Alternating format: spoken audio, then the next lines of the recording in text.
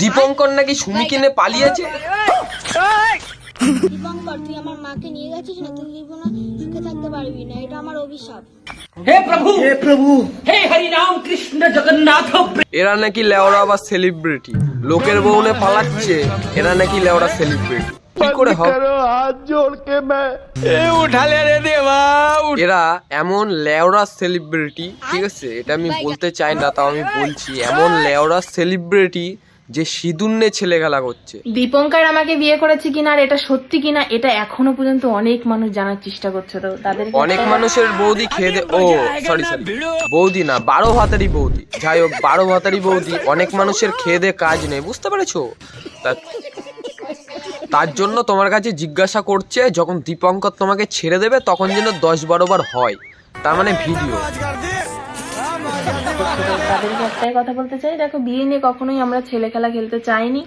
12 ভাতারি বৌদি নাকি বিয়ে নিয়ে ছেলে খেলা করতে চাইনি, তাহলে আগের যে বিয়েটা করেছিলিস সেখানটা ভেঙে আরেকজনের সাথে পালালি কেন? ছেলে খেলা করছিস না? আজকে এই মহাদেবের সামনে দাঁড়িয়ে তুমি আমাকে কথা দাও, তুমি আমাকে কোনোদিনও ছেড়ে যাবে না।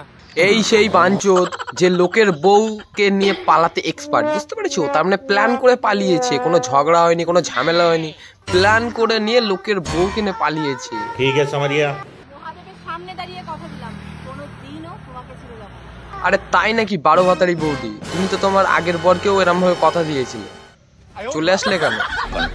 দেখো বন্ধু, এরা ভাই সোশ্যাল মিডিয়ায় কাজ করে, ঠিক আছে, এদের কথার মধ্যে 480টা মিথ্যা কথা লুকানো থাকে, বুঝতে পেরেছো? একটা কথা কি জানো বন্ধুরা, একটা কথা একটু পরেই শুনছি, লোকের বউ নিয়ে জড়াজড়ি করছিস সোশ্যাল মিডিয়ায় ওপেন, লজ্জা লাগে না? গজব বেইজ্জতি।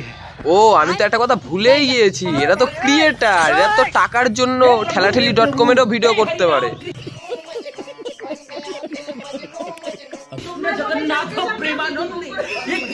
দেখেছো তো, বললাম না এরা একটা ক্রিয়েটার, এরা টাকার জন্য ঠেলাঠেলি.com এরও ভিডিও করতে পারে।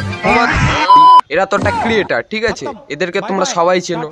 একটা লোকের বউ নিয়ে পালিয়েছে, যাই হোক কোনো ঝামেলা অশান্তি না, বিনা কারণে, তার মানে ভালোবাসে, বিয়ে করে আরেকজনকে ভালোবাসে, তার সাথে পালিয়েছে।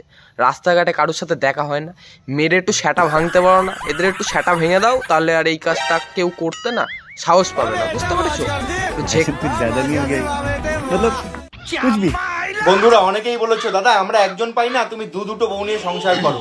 তো আরে দুটো বউ নিয়ে সংসার করার একটা কারণ আছে, সেটা আমি বলছি, বুঝতে পেরেছো? তা যাই হোক, দুটো বিয়ে কেন করেছে? দুবার করে দেবে রাত্রি, এর জন্য।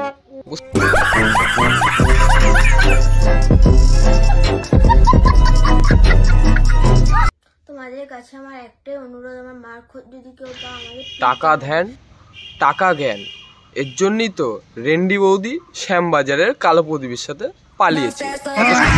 তো গাইস আজকের ভিডিও এটুকুই ছিল, দেখা হবে নেক্সট ভিডিওতে। লাইক দাও ঠুকে, আর সাবস্ক্রাইব করে চলে এসো এই ছোট্ট চ্যানেলের বুকে। তোমরা সাবস্ক্রাইব করছো না কেন? করছো না?